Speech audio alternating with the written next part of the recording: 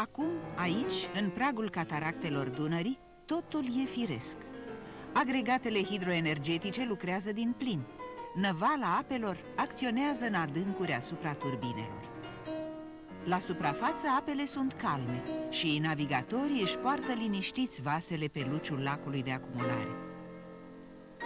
Cu numai 30 de ani în urmă, trecerea prin cazanele Dunării era grea, deosebit de periculoasă și, în timpul iernii, chiar imposibilă. De foarte multe ori, zăpoarele formate de ghețuri în strânsura cazanelor provocau în pragul primăverii mari pagube pământurilor și locuitorilor din această zonă. Mulți navigatori au plătit un greu și uneori foarte dureros tribut înșelătorului hățiș de stânci din albia fluviului.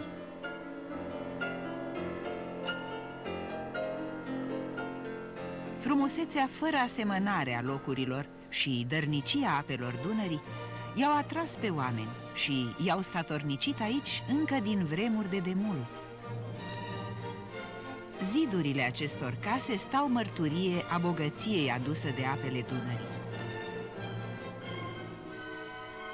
Al doilea mare fluviu al Europei și primul ca importanță întâlnește la aproape 2000 de kilometri de la izvoarele sale pintenul de granit și calcar al munților Carpați și Balcani, din a căror străpungere s-au născut frumusețile sălbatice ale cataractelor Dunării.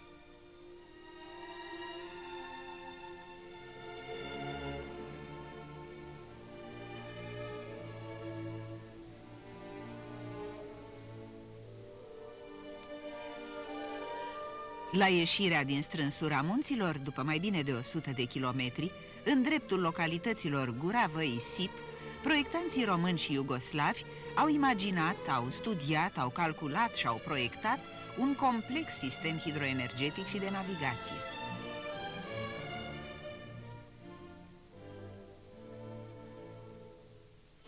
Un mare vis al mai multor generații de energeticieni prindea contur și devenea realitate.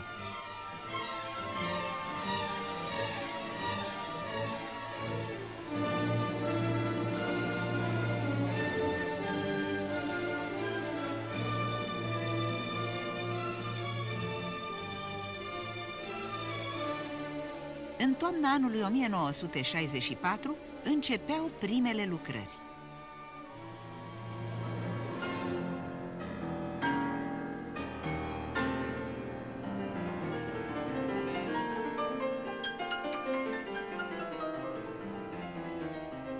Realizarea incintelor de lucru în albia fluviului a impus soluția batardoului celular, pentru care s-au conceput metode și tehnologii noi, s-au construit și s-au adus platforme plutitoare autoridicătoare.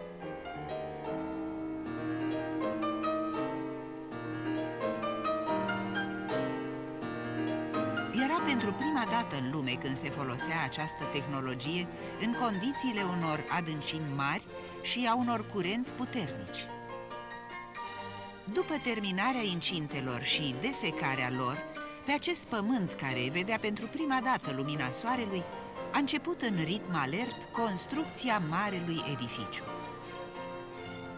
Mii și mii de tone de armături au fost puse în operă.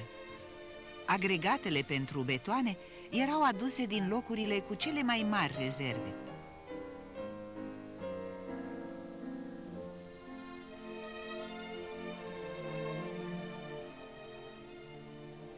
Fabricile de betoane lucrau din plin milioanele de metri cub de beton pentru ridicarea acestei cetăți a luminii.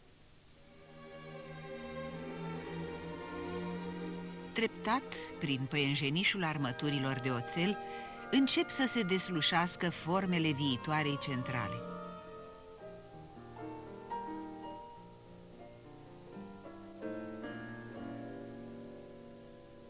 Dincoace, în afara incintelor, navigatorii se luptau cu puterea apelor încorsetate între batardouri. Dar navigația nu s-a oprit nicio clipă. Vasele au fost ajutate să depășească acest prag.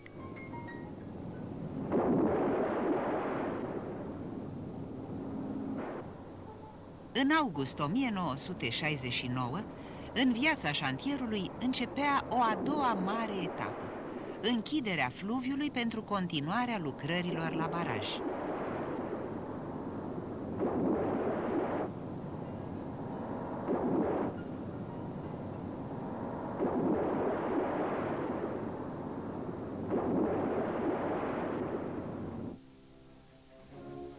Apelor le-au fost deschise alte căi de curgere special amenajate.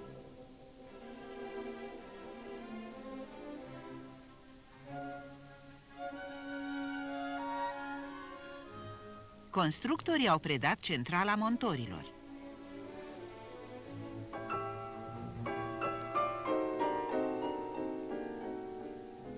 Fiecare dintre cele două centrale electrice este echipată cu câte 6 turbine Kaplan verticale de câte 178 de megawatts.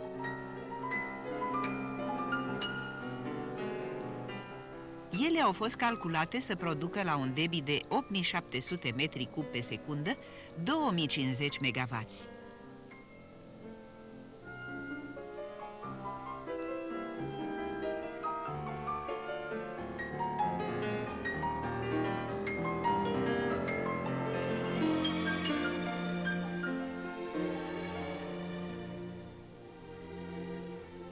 Treptat, nivelul viitorului lac de acumulare a început să crească. Casele au fost demolate.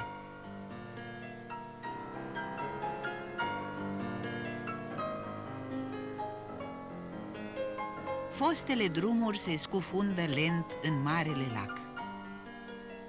Circulația trenurilor și a mașinilor s-a mutat mai sus la noile cote. Satele și orașul Orșova s-au mutat de asemenea și ele mai sus, pe locurile stabilite în proiect, și viața a intrat cu timpul în normal. Monumentele istorice au fost și ele protejate, fie prin mutarea în altă parte, cum s-a întâmplat cu o parte din zidurile cetății Atacale, fie prin împrejmuiri și consolidări, ca cele ale turnurilor medievale de la Tricule, sau prin ridicarea tabulei Traiana la alte cote în același loc.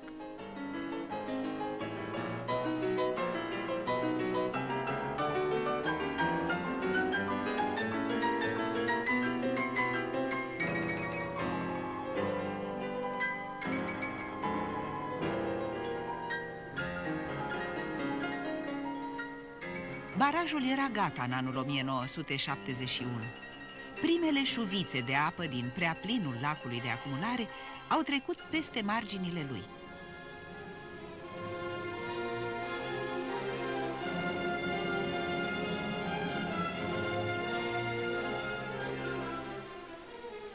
Sistemul hidroenergetic și de navigație Porțile de Fier, visat, imaginat, calculat și proiectat, a devenit prin munca și strădania oamenilor, a prieteniei și a colaborării dintre România și Iugoslavia, o realitate, un gigant în hidroenergetică.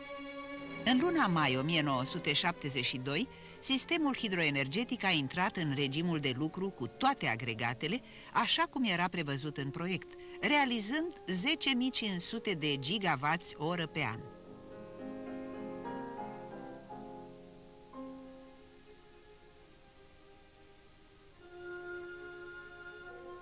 Și de atunci funcționează impecabil.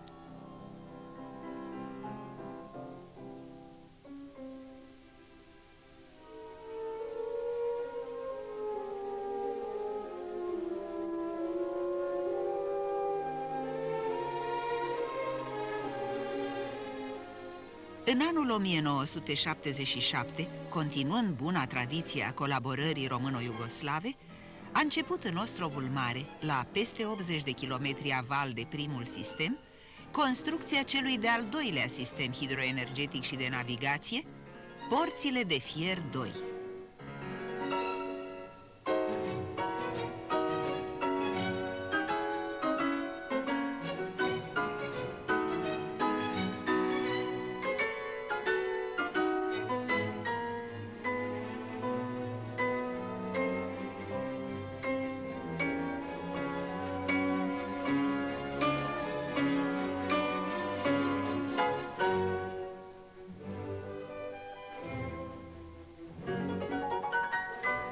Porțile de fier 2 are o putere instalată de 216 MW pentru fiecare parte, în 8 hidroagregate de tip bulb orizontal capsulat de câte 27 de MW.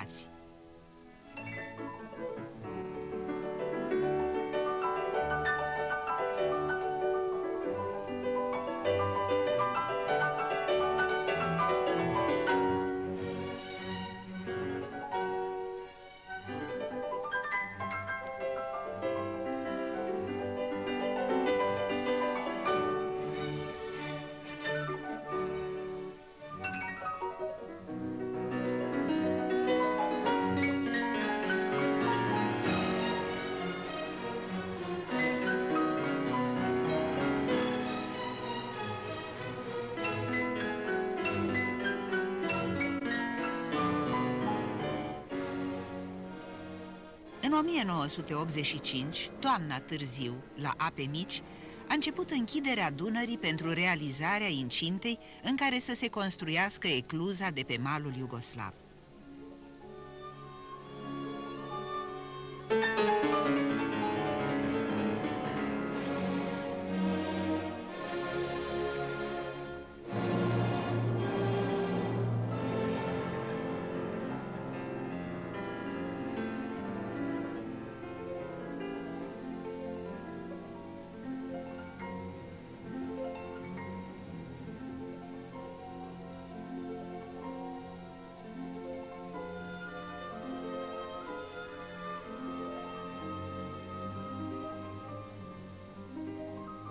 Pornirea primului hidroagregat din centrala română a fost făcută la sfârșitul anului 1984. Ca mai târziu, peste 2 ani, în 1986, toate cele 8 hidroagregate să fie conectate la sistemul energetic național.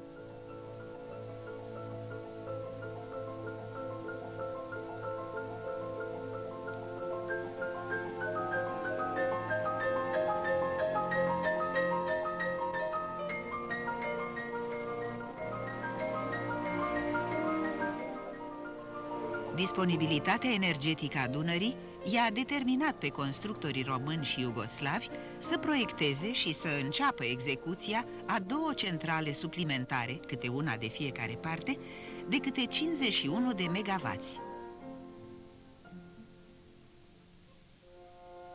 Navigația în toată această perioadă s-a desfășurat numai prin ecluza românească. Amenajarea hidroenergetică și de navigație a Dunării în zona porților de fier, prin cele 2 sisteme, este cea mai importantă și impresionantă lucrare inginerească în domeniu din Europa.